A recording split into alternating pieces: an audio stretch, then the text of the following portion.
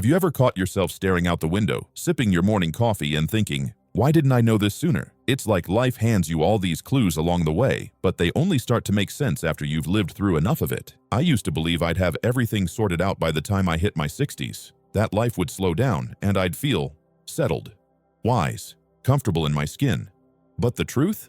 Some of the biggest lessons, the ones that matter, they didn't click until much later, and now that they've sunk in, I can't help but think, I wish I could go back and tell my 30-year-old self everything I know now.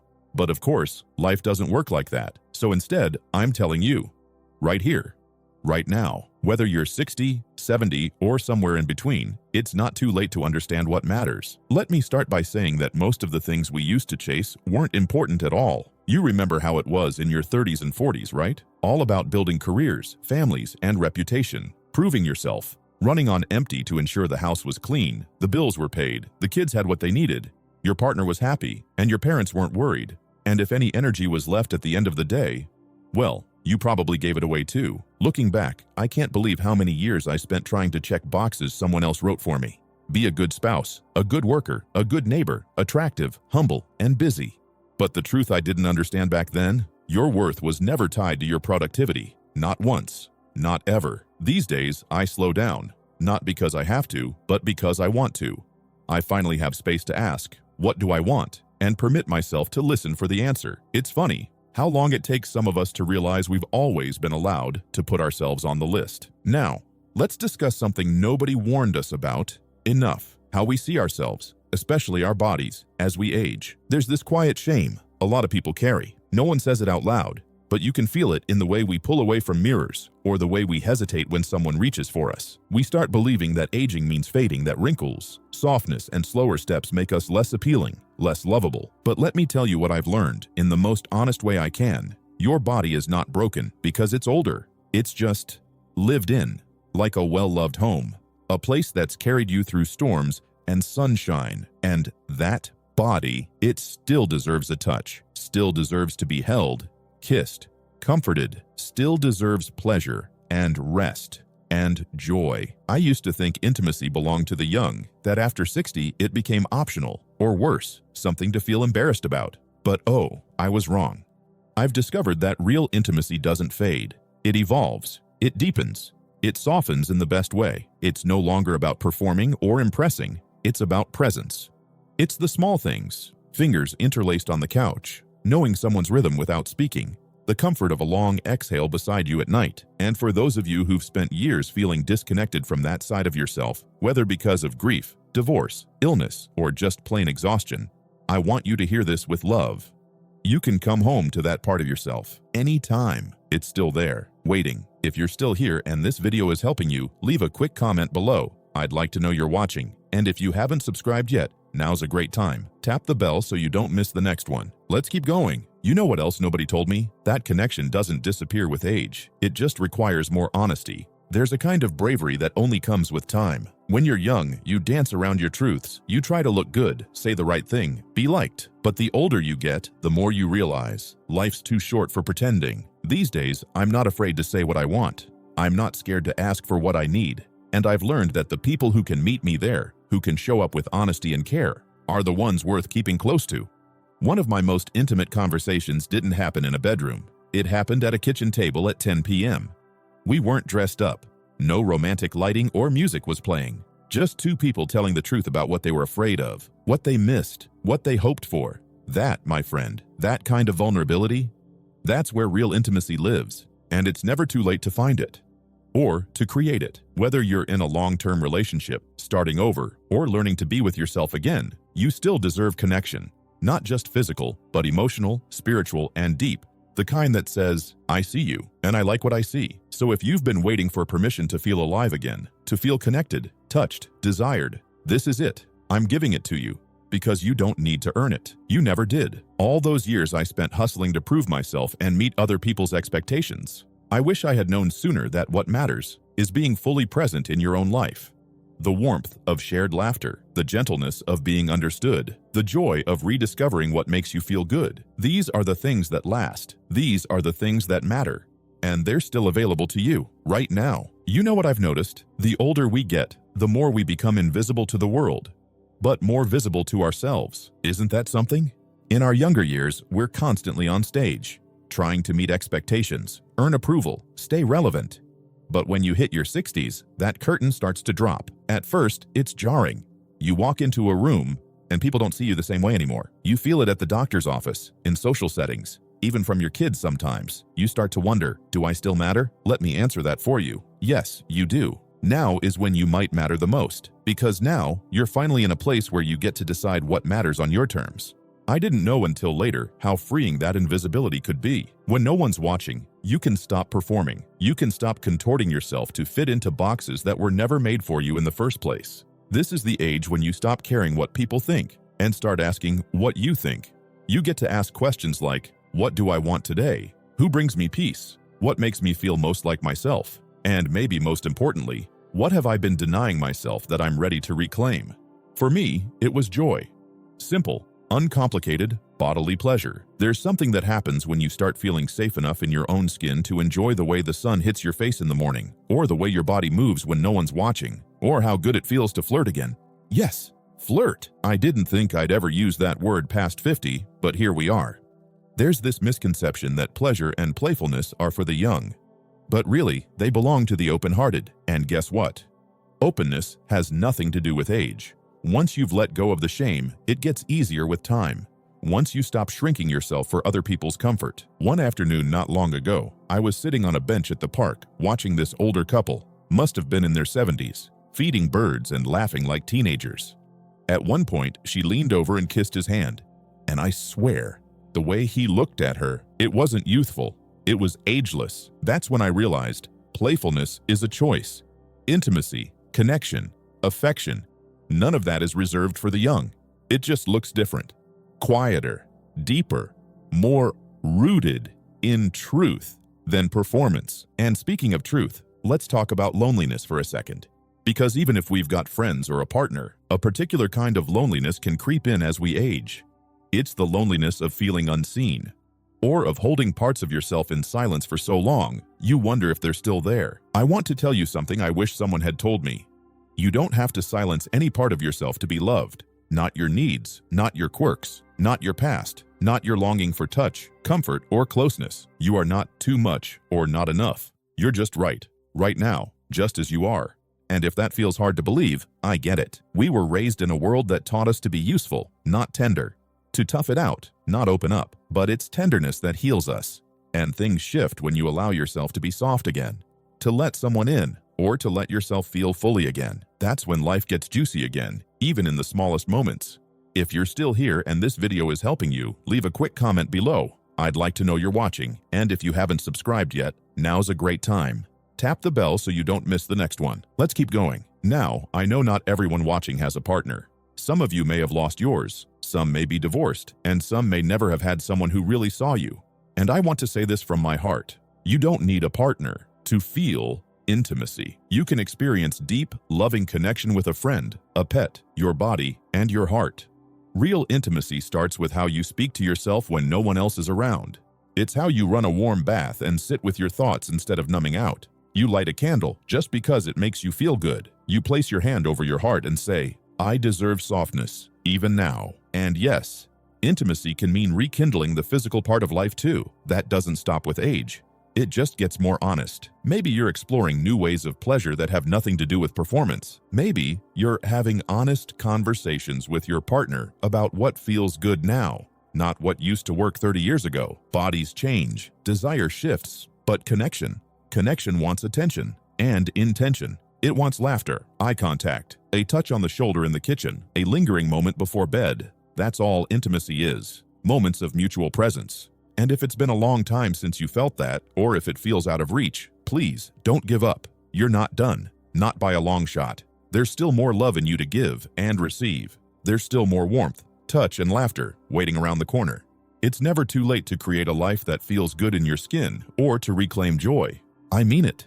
You get to rewrite your story every single day, starting with how you talk to yourself, starting with how you let yourself be seen. Let's take a breath here.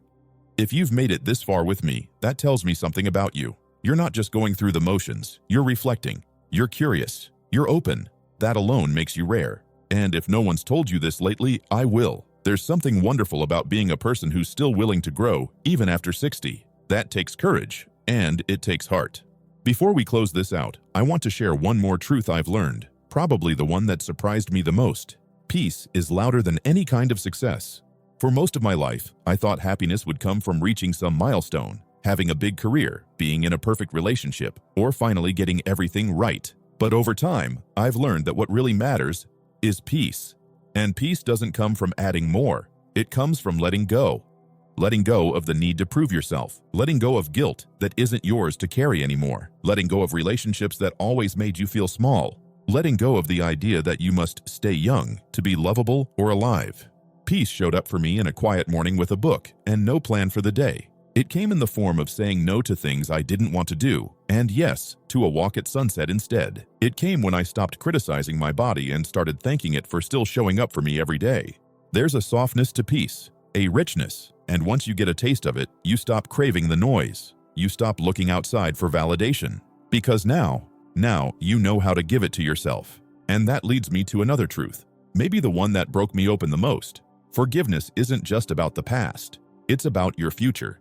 If you're carrying pain from decades ago, someone who hurt you, something you regret, words that were never said, it's okay to feel that. But I want to gently ask you, what if you didn't have to carry it anymore? What if you permitted yourself to lay it down, not because it didn't matter, but because you matter more? I held on to certain wounds for years. Things I thought I needed to protect, to make sense of, to punish myself over. But at some point, I realized all they were doing was stealing my present. When I forgave, not for them, but for myself, I felt like I had my life back. And maybe there's someone you need to forgive. Maybe that someone is you. You deserve freedom. You deserve peace. And yes, you deserve a soft landing after all the hard years. If you're still here and this video is helping you, leave a quick comment below. I'd like to know you're watching. And if you haven't subscribed yet, now's a great time. Tap the bell so you don't miss the next one. Let's keep going. Now here's something a little more playful, but just as important. Don't stop doing things that make you feel alive. I don't care if you're 60, 70, 90. Please don't stop dancing in the kitchen. Don't stop singing in the shower. Don't stop flirting, laughing, wearing that color that makes you feel fabulous. So many people start to shrink their world as they get older. They stop trying new things. They stop saying yes to joy. But your story isn't over. There are chapters ahead that haven't been written yet. Visit that place you've always wanted to see. Take that art class. Send the message. Say how you feel. Let yourself want what you want. You are not here to fade away quietly. You are here to live fully. And I know that looks different for all of us, but you'll know it when you feel it. You'll feel it in your chest, like a little spark that says, yes, this is it. And don't worry if the world doesn't understand it. This is your life now. You get to shape it in a way that feels like home. One last thing I want to leave you with, and I say this wholeheartedly, you are still becoming. You are not finished. You are not stuck. You are not too late. I don't care what mistakes you've made or how many years you feel lost. You woke up today, and that means you still have time. You still have purpose. And if no one else sees it yet, that's okay. You see it now, and that's enough. Some of the most potent chapters in our lives don't happen in our 20s or 30s. They happen when we gather enough wisdom to stop pretending and live with truth, with humor, with grace. You've earned that. Every laugh line, every scar, every hard-won insight, it's all part of the masterpiece you've become. Thanks for watching today's video. Take a moment to comment below with one takeaway and how you'll apply it in your own life. We do read and appreciate every message. If you found this helpful content, like, subscribe, and share it with someone who might benefit. Your support helps us keep showing up for you. See you next time.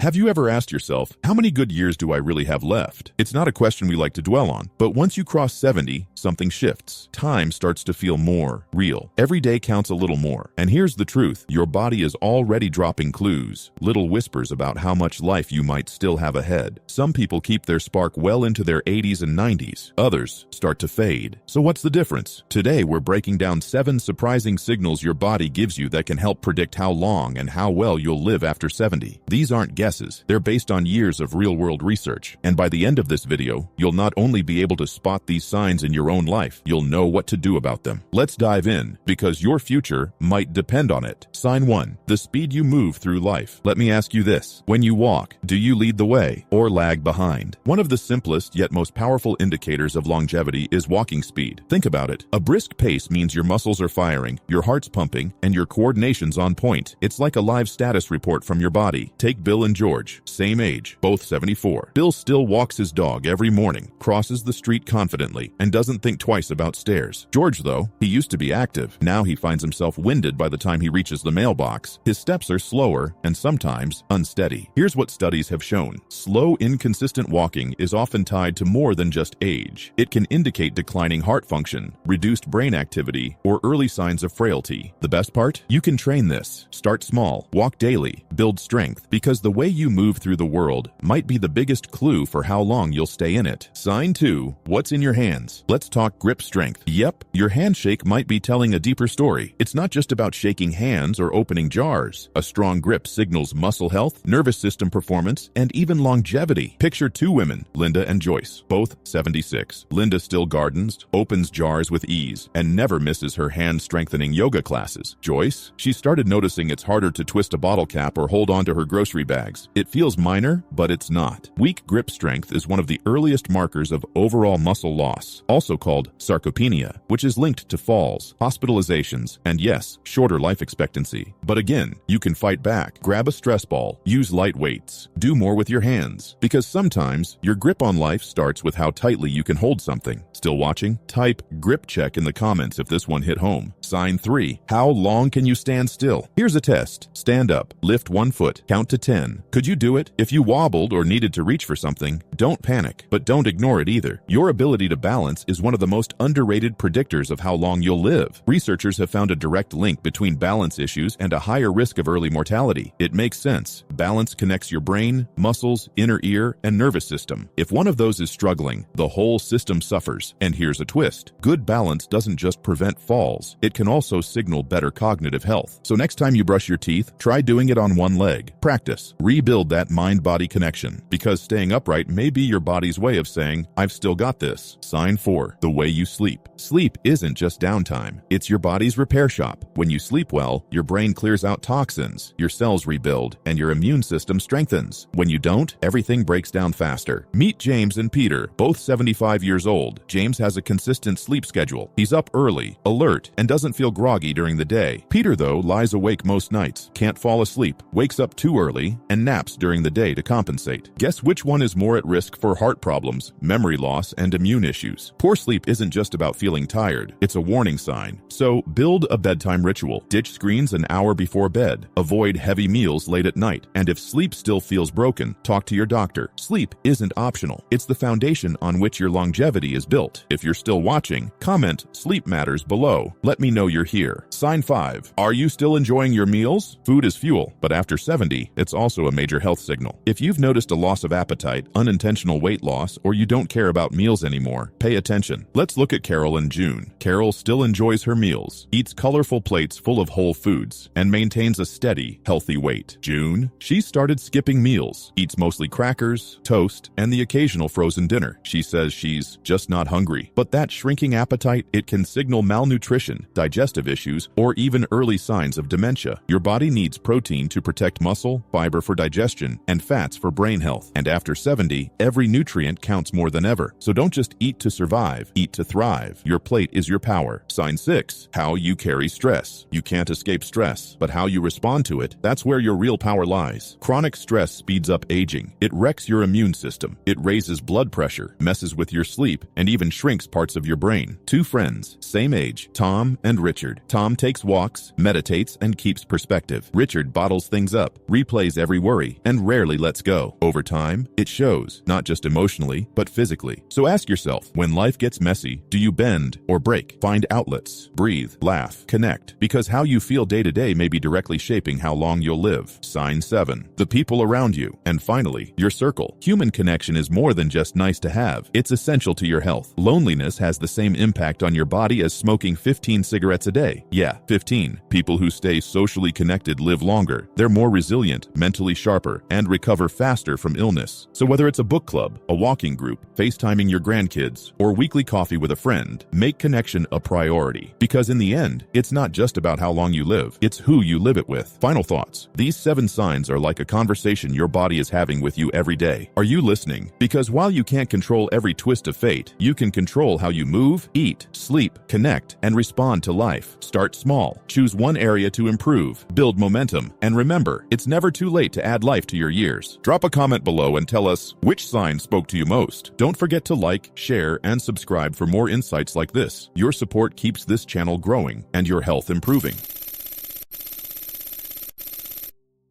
Have you ever find yourself lying in bed at night, staring at the ceiling and wondering, is it just me?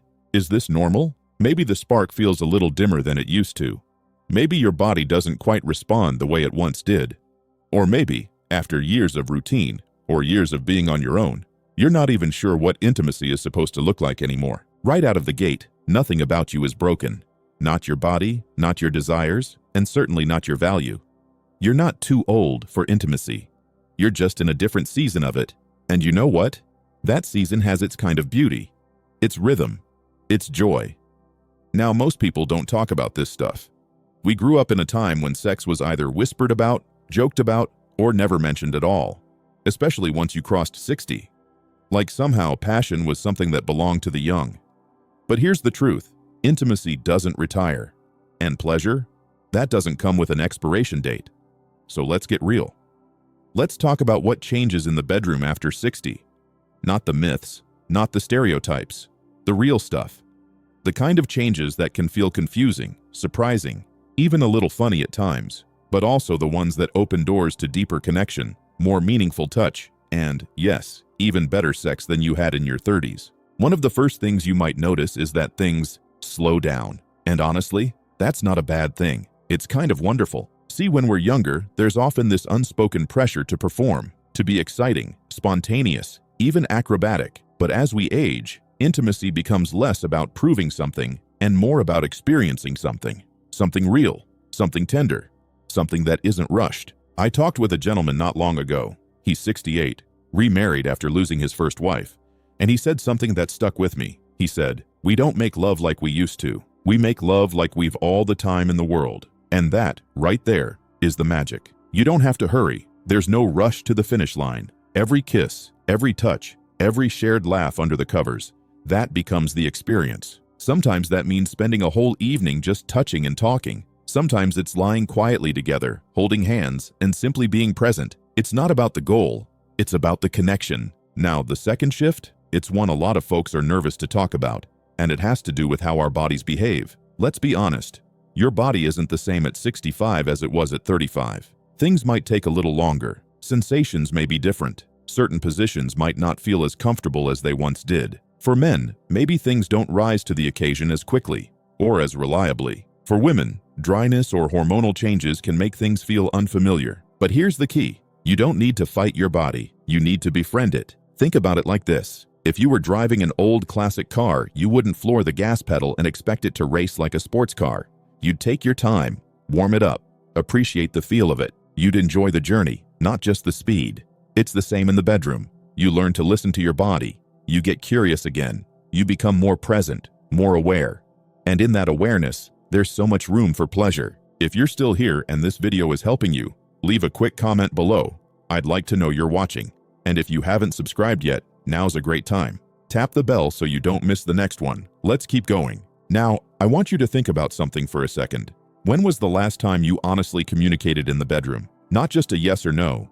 Not just a, do you want to? Or, is that okay? But an honest, open conversation about what feels good, what you're curious about, what's changed. One of the most potent things that shifts after 60 is your ability to speak up. Maybe when you were younger, you were too shy, too afraid to offend, or didn't know how to ask for what you wanted. But now, you've lived a life. You've earned the right to say, let's try something new.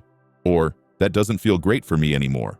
Or even, I miss being touched this way. It might feel awkward at first, but that awkwardness passes. And what it makes room for is genuine connection. Intimacy that's built not just on attraction, but on trust, vulnerability, playfulness. Yes, playfulness. That's another thing that can blossom with age. When you stop worrying about how you look, or what your body is doing, or whether you're doing it right, you permit yourself to have fun. Laugh when you knock over the lube bottle. Smile when something doesn't go as planned. Try new things without the pressure for them to be perfect. I once met a couple who started having date nights in their bedroom every Saturday, with themes. One night was massage night, the next was storytelling night, and sometimes it was just, let's cuddle and watch an old movie together night. The point wasn't what they did, but how they did it, with intention, love, and joy. You see, aging doesn't take away your sensuality. It just invites you to experience it differently. And sometimes that difference, it's a gift, a deeper kind of intimacy, a slower, richer kind of pleasure, and a new appreciation for closeness. Not just skin to skin, but soul to soul. So if you're sitting there wondering if something's wrong because things feel different, don't. Different doesn't mean worse. It just means new. And new can be exciting. New can be beautiful. We've got more to talk about, and trust me, it only gets more interesting from here. So, let's pick up where we left off, talking about how intimacy changes after 60 in ways that might surprise you, and might even make you smile. Now, here's something you might not expect. Your definition of sex begins to expand. And I don't mean in a wild or outrageous way. I mean in a profoundly human way. After 60, you start realizing that intimacy doesn't always have to involve intercourse to be fulfilling. In fact, some of the most meaningful moments can come from touch, closeness, eye contact, even silence. I once spoke with a woman in her 70s who said, "You know, we haven't had traditional sex in years, but I've never felt more loved or more connected to him." That hit me, because what she was saying is that intimacy had become about presence, about being with someone fully, without distractions, holding each other in bed, falling asleep with your legs tangled together. That's intimacy too. And once you release yourself from the pressure of what intimacy should look like, the entire experience becomes more relaxed and more rewarding. Many older couples describe this chapter as the most intimate of their lives, not despite the physical changes, but because of them. There's something freeing about not chasing the exact expectations you had in your 20s or 30s. You get to rewrite the rules. You realize you don't need to perform, you need to connect. It also opens the door to creativity. Maybe you experiment with touch in new ways. Maybe you rediscover erogenous zones that never got much attention before. Maybe you try toys, positions, or settings you never considered because, well, why not? You're grown. You've earned the right to be curious. And this brings me to something else that shifts after 60, confidence. Now I know, some people will say, but I feel less confident now. My body's changed. I don't look the way I used to. And that's valid. But what I've seen time and time again is that emotional confidence starts to take the lead. You might not feel like a runway model, but you know who you are. You've lived, you've loved, you've survived. That kind of self-assurance, it's magnetic. There's a glow in someone comfortable in their skin, even if that skin has softened and wrinkled. It's not about looking like you did at 30. It's about showing up fully as you are at 60, 70, 80, and saying, "This is me. I still deserve love, pleasure, and connection. Trust me." That mindset makes a difference. It invites your partner to see you, really see you, in a deeply attractive way. It also allows you to feel more at ease. When you stop trying to hide your belly or cover the lines on your chest, you create space for intimacy to grow without fear or shame. If you're still here and this video is helping you, leave a quick comment below. I'd like to know you're watching. And if you haven't subscribed yet, now's a great time. Tap the bell so you don't miss the next one. Let's keep going. Something else I want to talk about is the role of humor. You know, in your younger years, sex might have felt like it needed to be serious or sexy or cinematic, like it had to be a perfect moment straight out of a romance novel. But after 60, you realize that laughter is part of love. You start to accept that sometimes things go sideways, literally, and it's okay. You try a new position and get a leg cramp. You both reach for the same side of the bed and bump heads. You lose your balance trying to be romantic in the kitchen. These things happen, and when you can laugh together about them, instead of feeling embarrassed or frustrated,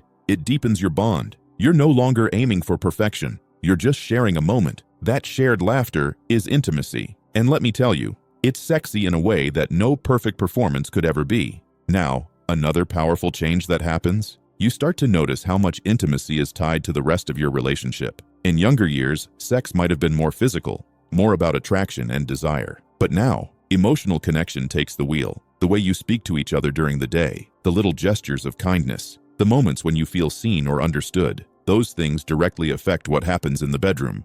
So if things feel a little off between the sheets, sometimes it's worth asking, how are we doing outside the bedroom? Are you listening to each other? Are you feeling appreciated? Are you spending time together beyond just the routine? One woman told me that after her husband started helping her more around the house, without being asked, she found herself wanting to be close to him again, not because he vacuumed, but because she felt cared for. And that, at this age, is one of the biggest turn-ons. Feeling emotionally safe, feeling wanted, respected, and seen. That's not always easy, especially if you've been with someone for decades, or if you're navigating a new relationship after divorce, widowhood, or years of being single. Vulnerability can be scary, no matter how old you are. But here's the secret.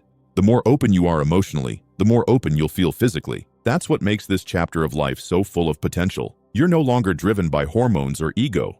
You're guided by heart. And when you tap into that, intimacy becomes more than an act. It becomes a reflection of who you are together. So if you're watching this and thinking, okay, maybe I'm not alone in this, good, because you're not. And if you've been afraid to talk to your partner about these changes, or even admit them to yourself, that's okay. Start where you are. One honest conversation, one gentle touch, one night when you choose connection over expectation. Because this is part of your story, it's still being written, and the next chapter might surprise you. So, let's keep going, because here's the part that surprises almost everyone. After 60, intimacy isn't just still possible. It can become more meaningful, more freeing, and more fulfilling than ever before. You know what changes the most? Perspective. Somewhere along the way, you stop caring about everything you used to obsess over. The little insecurities, the need to impress, the pressure to perform. It all starts to fade. And what's left? Real connection, deep appreciation, and an invitation to rediscover pleasure on your terms. Now, I want to talk about something that doesn't get nearly enough attention: solo intimacy. Yep, I said it. Let's talk about self-pleasure. Here's the truth. Understanding your body, your needs, and what brings you joy is one of the most empowering things you can do at this stage. Whether you're single, partnered, or somewhere in between, physically reconnecting with yourself isn't something to feel embarrassed about. It's something to celebrate. It helps you stay in tune with your body. It relieves stress. It boosts confidence. And honestly, it can spark your curiosity again. I've heard from many older adults who've said, I never really explored that before. I always thought it was something you grow out of. But you don't. You learn to experience it in a different, more personal way. Sometimes that means trying something new, maybe with a bit of help from modern tools. These days, there are so many products designed specifically for older bodies, with comfort and ease in mind. There's no shame in using a little help if it brings you closer to pleasure and joy. Remember, your body is still yours. It's still capable of feeling, of delighting, of discovering. And that brings us to one of the most beautiful truths of this entire journey. Intimacy after 60 is about connection, not perfection. Whether with yourself or a partner, the moments that matter most are where you feel seen. Where do you feel safe? You can be exactly who you are. Wrinkles, laugh lines, and all. And know you're worthy of love and pleasure. Let's talk about vulnerability for a moment. Because yes, the bedroom changes after 60, but the heart does too. Sometimes we carry emotional weight into intimacy. Grief, trauma, rejection, health scares. Life isn't always kind. And when your body changes or you've gone years without touch, it can be scary to open up again. You might wonder, will they still want me? Or, am I even capable of this anymore? But the most courageous thing you can do is be honest. Say what's true for you. If you're nervous, say it. If something feels different, talk about it. Vulnerability isn't weakness. It's the very thing that builds trust and allows love to grow deeper. And when you're with someone who responds with kindness and curiosity, that's where the real magic begins. I'll never forget a woman I interviewed, 74 years old, had been widowed for a decade. She told me, when I finally got back out there, I was terrified. I didn't recognize my own body anymore. But the first man I was with, he just looked at me and said, "You're beautiful. Let's take our time." And that gave me all the confidence I needed. It's not about looking like you used to. It's about being willing to be seen now. That's intimacy. That's bravery. So whether you've been with your partner for 40 years or you're learning to love again in this chapter of life, I want to remind you, it's not too late. It's not too late to feel butterflies. It's not too late to explore. It's not too late to say, I want more closeness in my life. Maybe it starts with a conversation, a gentle touch, or simply saying to yourself, I still deserve joy, because you do. And listen, this stage of life isn't about winding down. It's about opening up. It's about discovering that intimacy, just like love, doesn't fade with age. It evolves. It becomes less about urgency and more about presence, less about expectations and more about experience. You might be dealing with health issues, medications, limited mobility, or emotional blocks, but you're also wiser, more compassionate, more in tune with what truly matters. And that is a powerful place to build from. So if you're watching this and thinking, but what if I've been out of the game for too long? Or what if my body doesn't cooperate the way it used to? Or what if I've never really felt confident in the bedroom, even when I was younger? You're not alone, and you're not too late. Every single day is a new chance to explore connection, whether that means sharing your body with someone else or simply learning to be gentler and more loving toward yourself. Thanks for watching today's video. Take a moment to comment below with one takeaway and how you'll apply it in your own life. We do read and appreciate every message. If you found this helpful content, like, subscribe, and share it with someone who might benefit. Your support helps us keep showing up for you. See you next time.